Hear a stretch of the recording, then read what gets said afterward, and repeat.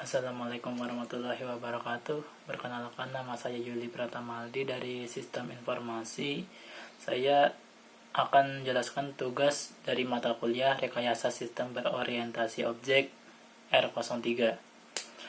Pada video kali ini saya akan menjelaskan merangkum jurnal yang berjudul Perancangan Aplikasi Perangkat Lunak Pengelolaan Data Bank Sampah di PT InPower Karya Mandiri Garut. Langsung saja, latar belakang jurnal ini yaitu ada sebuah bank sampah di daerah Garut yang bernama PT InPower Karya Mandiri Garut.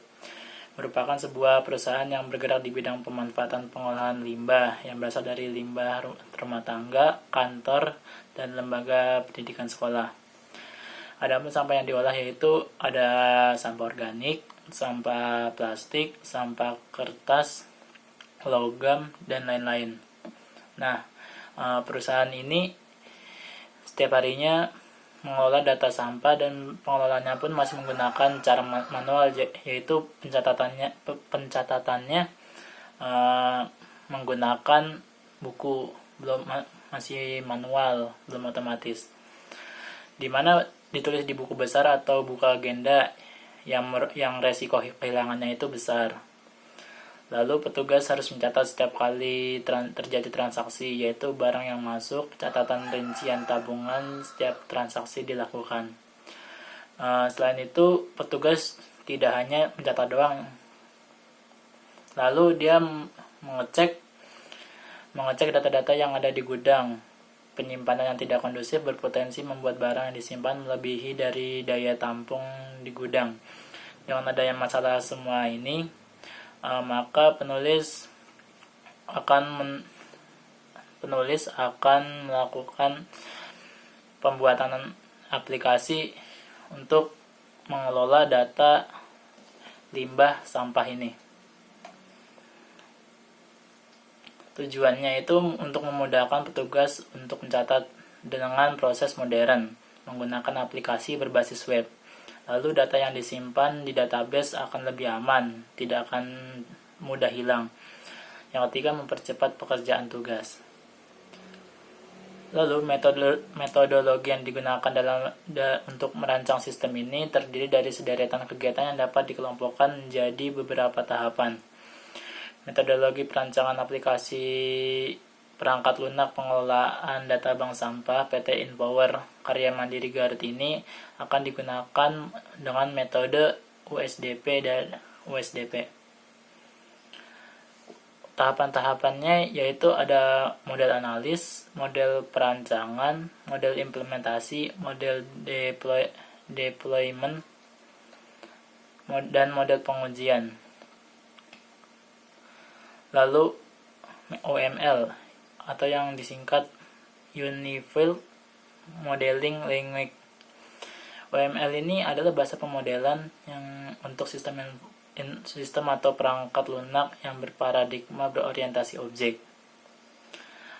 Kesembilan jenis diagram yang digunakan dalam metode OML ini yaitu ada kelas diagram, kelas object diagram, use case diagram, sequence diagram, collaboration diagram, dan state card diagram, activity diagram, komponen diagram, dan deployment diagram. Model perancangan ini tadi itu kan menggunakan OML yang terdiri di jurnal ini yang terdiri dari activity diagram, sequence diagram, dan class diagram, serta perancangan antarmuka aplikasi tersebut disesuaikan kebutuhan yang telah teridentifikasi pada use case diagram. Berikut gambar activity diagram, di mana petugas mengakses aplikasi lalu menampilkan form login, memasukkan username dan password. Jika username dan passwordnya benar, itu langsung menuju ke menu aplikasi. Dan berikut gambaran sequence diagram. Lalu ada juga kelas diagram. Gambarannya sebagai berikut.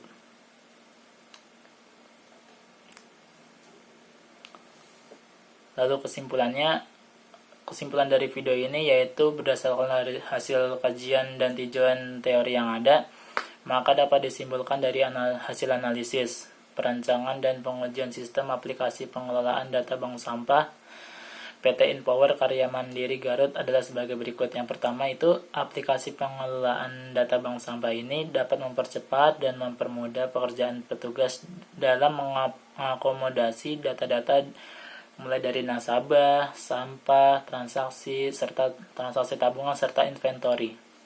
Lalu yang kedua itu, sistem dapat menyediakan informasi sesuai yang dibutuhkan bank sampah maupun yang dibutuhkan oleh nasabah.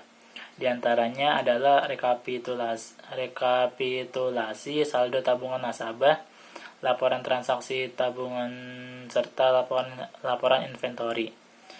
Dengan adanya fasilitas tersebut, maka petugas bank sampah PT InPower Karya Mandiri Garut akan lebih mudah, cepat, dan akurat karena pengelolaan datanya dilakukan oleh sistem. Kemudian, data-data yang disimpan itu tidak mudah hilang. Tidak seperti secara manual kan, misalkan dicatat di buku itu bisa mudah hilang, mudah sobek.